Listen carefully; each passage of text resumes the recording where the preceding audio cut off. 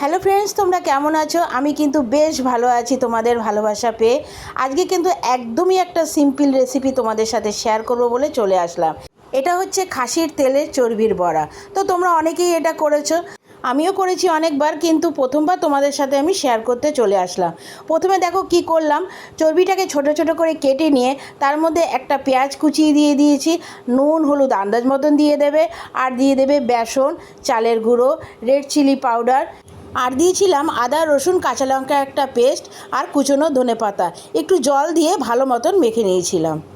আর কি ভালো মতন মাখিয়ে নিয়ে কড়াইতে তেল গরম করে একটা একটা করে বড়া ছেড়ে এইভাবে ভেজে তুলে নাও, আর গরম ভাতের সাথে সার্ভ করো।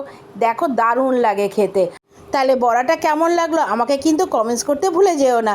ভালো লাগলে একটা লাইক কমেন্টস আর এটা বন্ধুদের সাথে শেয়ার করে দিও। আর আমার চ্যানেলটা কিন্তু অবশ্যই সাবস্ক্রাইব করে দিও। তবে খাসির তেলের চর্বির বড়া সবসময় খাওয়া কিন্তু খুব একটা ভালো না, তবে মাঝে মধ্যে কিন্তু তোমরা খেতেই পারো। আমি কিন্তু এটা গরম ভাতের সাথে সার্ভ করেছিলাম, দারুণ লেগেছিল খেতে। আর আমাকে কমেন্টস করে জানাবে রেসিপিটা কেমন হলো। আসবো আবার একটা নতুন রেসিপি নিয়ে, আবার দেখা হবে। তোমরা ভালো থাকো, সুস্থ থাকো। এখনের জন্য টাটা। দারুণ হয়েছে।